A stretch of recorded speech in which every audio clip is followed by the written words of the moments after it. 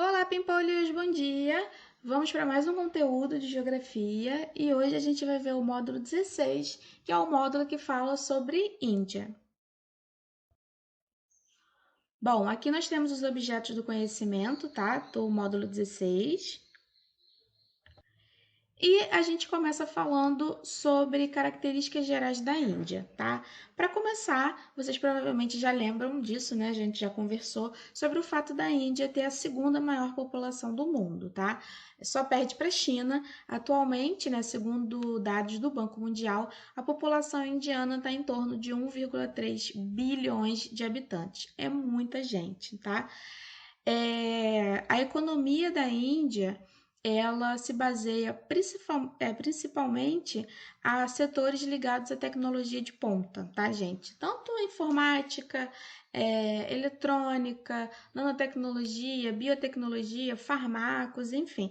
Tanto que essa foto maravilhosa que vocês estão vendo aí, que é da cidade de Bangalore, creio eu que a pronúncia esteja correta, que é uma cidade que concentra, né, tem sede de vários polos tecnológicos de pesquisa, enfim, de grande relevância, de grande importância, tá? Inclusive, a cidade de Bangalore, ela é conhecida como o Vale do Sicílio indiano, né, fazendo referência ao Vale do Sicílio lá nos Estados Unidos, tá?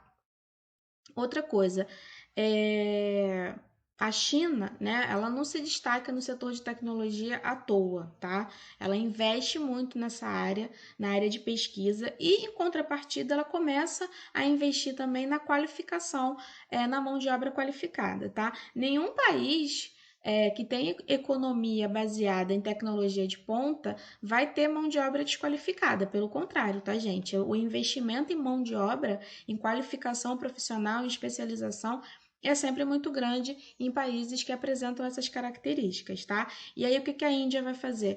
Ela vai não só direcionar muito investimento para o desenvolvimento tecnológico interno, né? Ela vai investir no ensino superior, ou seja, ela vai investir capital nas universidades indianas, mas também não só nas universidades, mas também centros de pesquisa, tá? E uma outra coisa que ela vai investir muito é nos seus estudantes, ou seja, além de investir dinheiro nas universidades internas, ela vai criar um programa de intercâmbio mandando seus estudantes para fora, né, para outros países, para estudar em universidades e centros de pesquisa e tecnopolos de outros países, tá? Principalmente países que são renomados na área acadêmica, tá? Justamente com esse intuito de qualificar a mão de obra dos seus estudantes, né? Até porque depois de formados, essas pessoas voltam para a Índia, tá? Todo esse investimento facilitou muito, né? Contribuiu para facilitar a entrada de empresas estrangeiras na Índia, principalmente empresas do ramo de tecnologia, tá?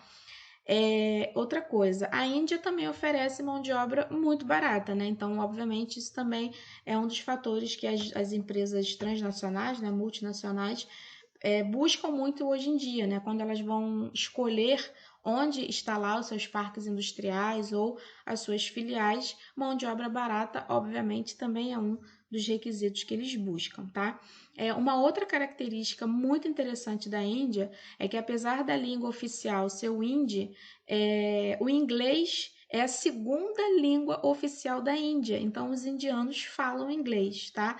E é muito engraçado isso, porque eu não sei se já aconteceu de vocês verem filmes, principalmente em séries, né, norte-americana, que o call center, né, o atendimento de telemarketing de várias marcas transnacionais atualmente é feito pela China. China não, perdão, pela Índia, tá? Então, por exemplo, sei lá, tô dando um exemplo aqui. Você tem um cartão American Express e aí você precisa ligar para a central de atendimento. Provavelmente quem vai te atender é um indiano lá na Índia, tá? Então essa questão do inglês, né, ser a segunda língua oficial, facilitou muito, muito mesmo que essas empresas, né, transnacionais transferissem para a Índia a prestação de serviços, tá? Em relação à religião, mais de 80% da população indiana opta pelo hinduísmo, né? a religião oficial, mas você também vai ter presença do islamismo, dos budistas e dos cristãos, tá? Mas a maioria vai ser hinduísta mesmo. Eu acho que a gente já conversou sobre isso no ano passado, né? Que a apostila de vocês teve uma mudança, então esse é um conteúdo que a gente já tinha visto, que é o sistema de castas lá na Índia, tá? O que que acontece, gente? O sistema de castas, ele já foi proibido, tá? Desde a década de 50, se eu não estou enganada, ou seja, já tem muito tempo que foi oficialmente a Índia baniu esse tipo de sistema. Só que por mais que tenha sido banido oficialmente, né, pelo governo vigente, obviamente que é uma questão cultural e essas questões culturais elas não somem assim de uma hora para outra, né? É muito difícil para as populações abrirem mão dos seus costumes culturais, ainda que tenha uma proibição do Estado, tá? Então, o que é o sistema de castas? No sistema de castas, existe uma ordem hierárquica, né? E quando você nasce numa família, por exemplo, a gente tem os brahmanes, né? Quem dentro da sociedade é classificado como os brahmanes?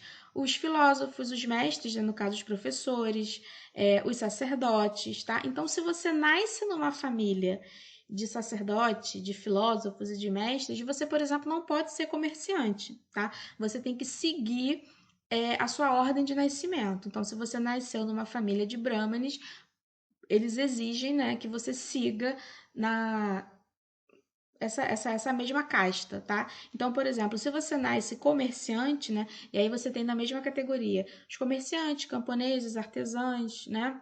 Você nasce numa família de comerciantes, né? Seu pai é comerciante, você, enquanto filho ou filha, você vai seguir o mesmo caminho, você tem que ser comerciante também, tá? Então, esse sistema de castas, ele barra um pouco, né? Ele dificulta a ascensão social das pessoas, porque às vezes você nasce numa casta muito inferior e aí você quer mudar de vida, você quer estudar, você quer crescer socialmente, ascender socialmente, mas em função do sistema de castas você fica preso à sua origem de nascimento, tá?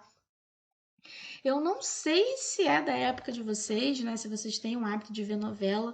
Também não sei se vocês têm Globoplay em casa, mas vocês podem tentar puxar vídeos no YouTube. Teve uma novela na Rede Globo chamada Caminho das Índias, que retratava muito claramente esse sistema de castas lá na Índia, tá?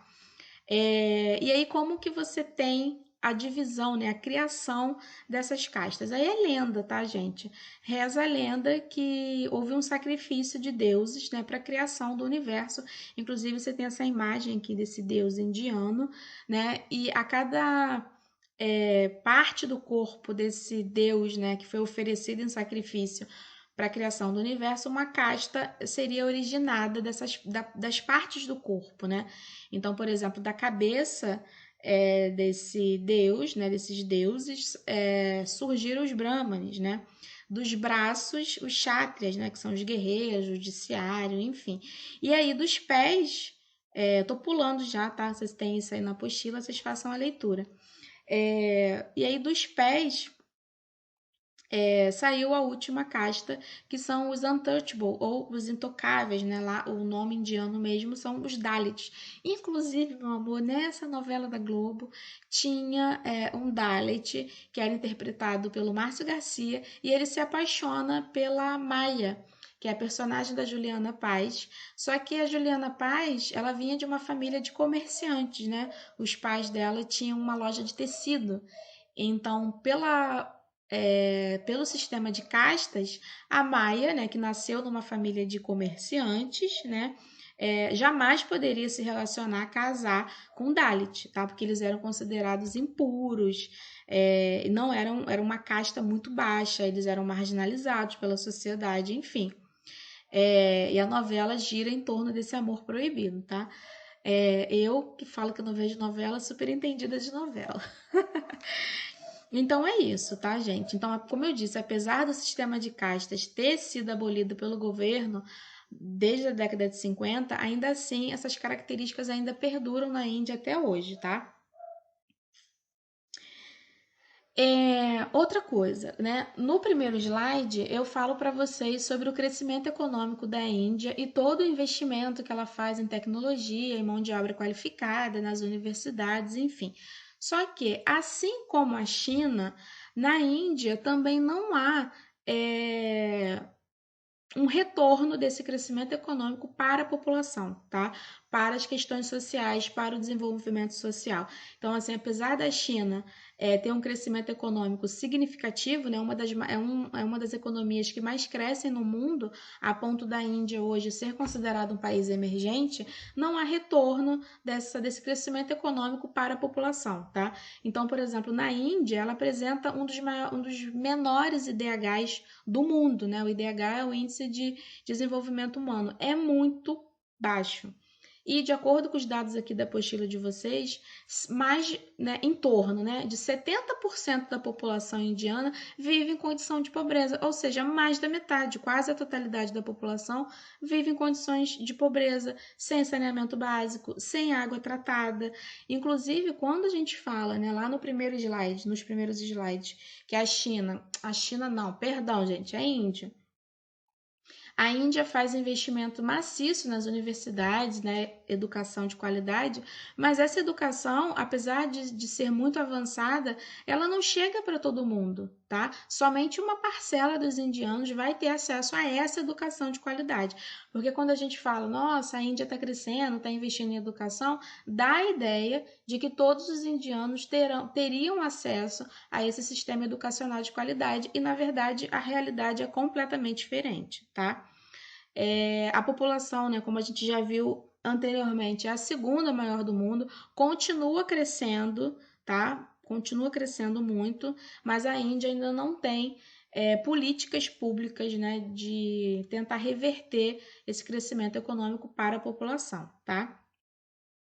Outra coisa, a Índia é um dos piores países do mundo para você ser mulher, tá? A condição das mulheres na Índia é uma das piores. A sociedade indiana ainda é muito patriarcal, tá? Muito conservadora. Na Índia de 2020, né? Na Índia atual, a maioria dos casamentos é arranjado.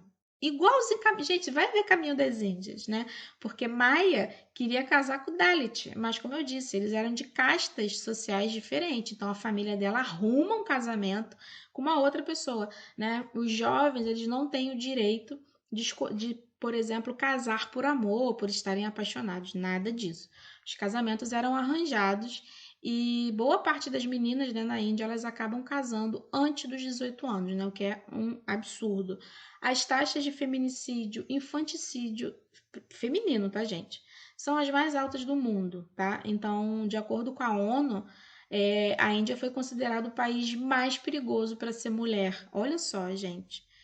E aí você tem também, além dessa questão, né, do patriarcado, da condição da mulher na Índia, né, e todos aqueles problemas sociais que eu falei, é, você tem na Índia hoje outros problemas relacionados a essa não reversão do crescimento econômico para a sociedade, né? Então você vai ter problemas como violência, favelização, a segregação socioespacial, né?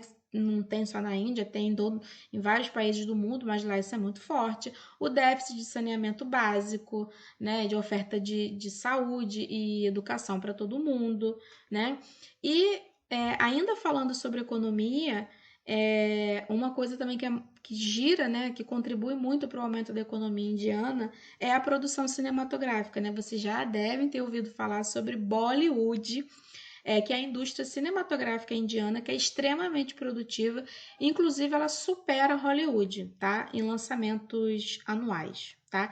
Provavelmente vocês já devem ter visto algum filme indiano, inclusive a apostila de vocês gentilmente deixou esse aqui, Amor por Metro Quadrado, que é uma produção indiana e que vocês encontram na Netflix, tá? Eu só não sei dizer, gente, se esse filme está na Netflix Brasil.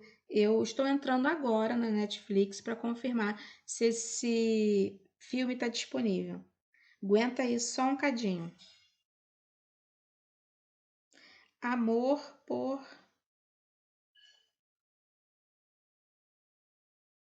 Amor por Metro Quadrado. Sim, gente, esse filme aí está disponível na Netflix Brasil, então já é uma opção de filme indiano, caso vocês tenham curiosidade, tá? Independência e formação territorial. Hoje, né, o território da Índia, ele está configurado, né, já está configurado, mas nem sempre foi assim, tá? Essa região, que vocês estão vendo aqui no mapa, que hoje você tem a configuração de Índia, Paquistão e Bangladesh, tudo isso era colônia britânica, tá? Desde, né, do período colonial até bem recentemente, até o século XX, eram colônia britânica, tá? A partir da década de 20, começa o movimento pela independência da região, tá? Esse movimento, ele foi liderado pelo Mahatma Gandhi. Vocês já devem ter ouvido falar sobre o Gandhi. Inclusive, eu acho que na Netflix também tem o filme do Gandhi. Deixa eu conferir aqui. Titia hoje tá uma maravilha para dar dica de filme. Tem, gente. O filme do Gandhi também está disponível na Netflix. Vocês podem ver, super recomendo, tá? E o Gandhi, né, ele vai liderar esse movimento pela independência da região. Só que o Gandhi, a gente já viu, realmente já viu isso em módulos anteriores. Acho que foi até os seminários que vocês fizeram, tá? O Gandhi ele vai fundamentar, né, o movimento dele pela independência na resistência pacífica e não violência, tá? E na desobediência civil. O intuito do Gandhi não era guerra, não era violência, pelo contrário, era fazer uma resistência pacífica, um movimento pela independência, mas de forma pacífica, tá? Inclusive a Marcha do Sal é muito famosa na década de 30, tá? Ele convoca a população a boicotar o sal, né, que era fornecido porque os preços eram absurdos, existiam impostos sobre o produto, deixava o produto muito caro. Então o Gandhi convoca a população para a Marcha do Sal, para que as pessoas caminhassem em direção ao mar, para que eles próprios pudessem extrair o sal em forma de protesto, tá? É óbvio que algum tempo depois, né, mais de 20 anos depois, finalmente a Índia conseguiu a independência dela, tá? Só que aí consegue a independência, mas vai ter conflito na divisão do território, tá? Então, toda essa região que está aqui no mapa antes era tudo uma coisa só, tá? E aí, depois da independência, você vai ter, chamava Indoestão. Eu não sei nem se a pronúncia é essa, tá? Toda essa região era conhecida como Indoestão. Olha que nome estranho. E aí, na primeira divisão, foi dividido em Índia, né? Paquistão Ocidental e Paquistão Oriental, tá? Só que algum tempo depois, o Paquistão Oriental ele também vai se tornar independente, ele vai se emancipar e aí ele deixa de ser Paquistão Oriental e passa a ser Bangladesh, tá? Então, atualmente, essa é a configuração atual da região que antes era conhecida como Indostão, tá? Então, hoje a gente tem Índia, Paquistão e Bangladesh, lembrando que tudo isso era uma coisa só no período que era colônia britânica, tá? E os conflitos geopolíticos, né, que eles enfrentam na atualidade. Como a gente viu, os principais conflitos envolvendo a Índia está relacionado ainda àquela divisão territorial, né, quando dividiu em Paquistão Ocidental, Paquistão Oriental, depois veio o Bangladesh, enfim. E aí a maior parte do conflito hoje fica em torno do Paquistão, tá? Principalmente porque o Paquistão começou a sua corrida armamentista, né? Armas nucleares. Então, ele começa essa corrida armamentista no período de Guerra Fria, tá? E aí é óbvio que todo país que investe na corrida armamentista, a comunidade internacional acaba ficando ali de olho, né? Vendo qual é o que vai acontecer, porque gera uma tensão internacional, tá? E atualmente as disputas são pelo território da Caxemira, tá? A gente já estudou também Caxemira em outros módulos.